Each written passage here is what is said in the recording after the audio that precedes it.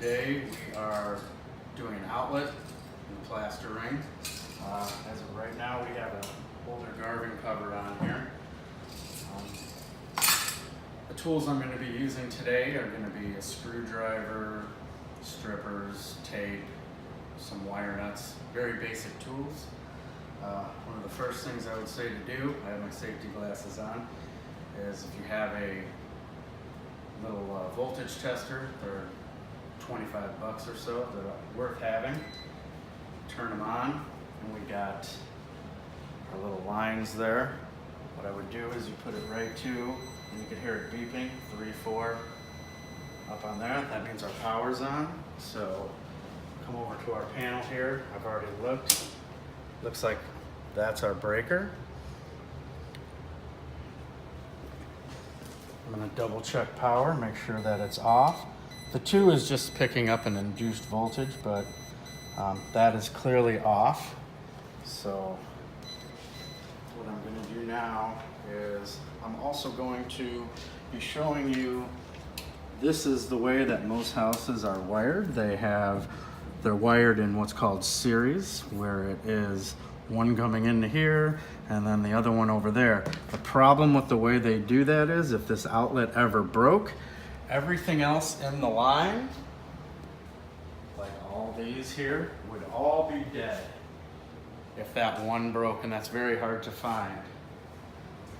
So we are going to wire them in what's called parallel. When you wire it in parallel, we're putting them together, and if the outlet breaks, the only outlet that's affected will be this outlet. So let's get started.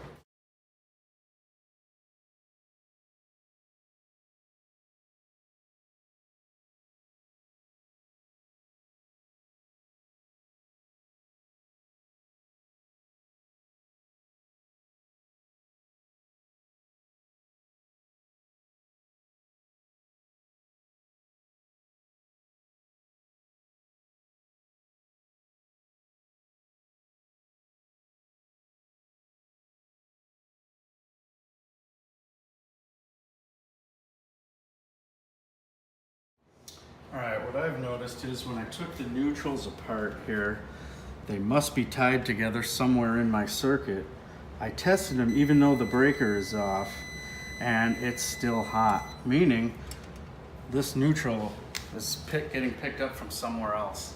And what I found was, it is this breaker right here. It all goes into the same pipe together with these 2 neutrals. They must be tied together somewhere. Somebody made a mistake. So if I come back to here, that is now off. Okay. Definitely one great reason to have something like this, because you could shock yourself thinking that your circuit is off, but your neutral could still be on.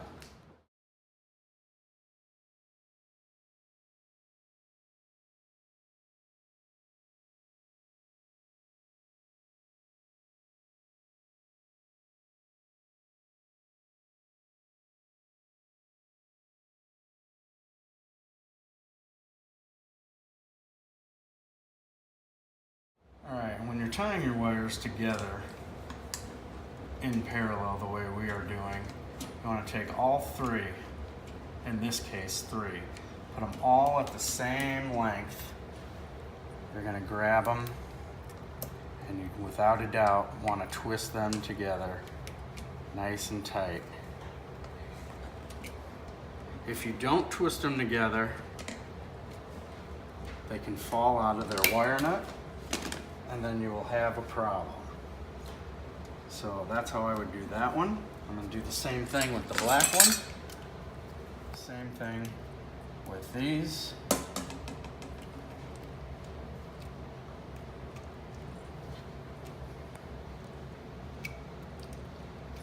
I say if they're a little bit long, you could trim them down. Then you just put our wire nuts on. I like to use these Ideal wire nuts. They're the best ones that I've found. They work on almost any size wire within reason within a house. And you can use them for a lot of different things. I always tape my connections as well. And it's kind of important because if they fall off or something happens, you can have a problem. I always go in the same way that I tighten my wire nut, just so we know that they're really good and tight. You could even leave a flag on there in case you ever have to take it off again. Same thing for this one. 1-2 wraps is good. The tape's not that important, but it does serve a purpose. Okay, I'm gonna strip them about 1/2 inch. So, give it a little circle like this. So now it'll fit on our screw. It's also important to note that this is a brass and this is like a silver. The silver is always the neutral. The long hash is the neutral. The short one is always the hot or black or the colored one. It's also important to note that there are back little holes here. Don't ever use those. They're the worst. They fall out. You can have major problems trying to poke them into here, and then they fall out and half your basement doesn't work. So.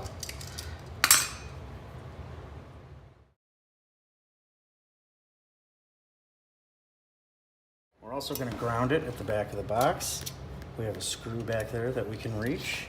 Grounding is important for safety, and it's required on all new outlets.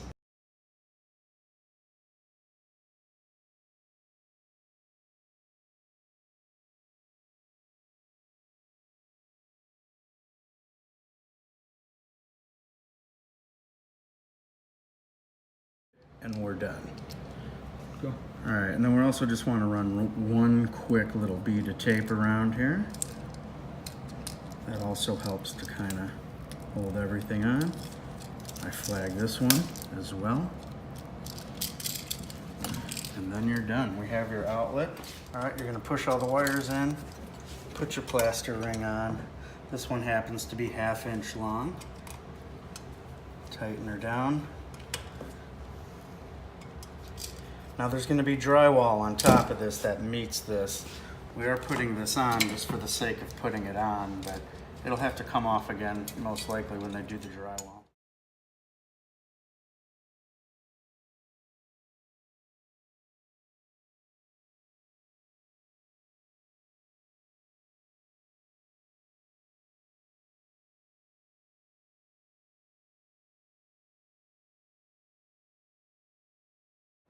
The last step of this process is, of course, turn your breakers back on.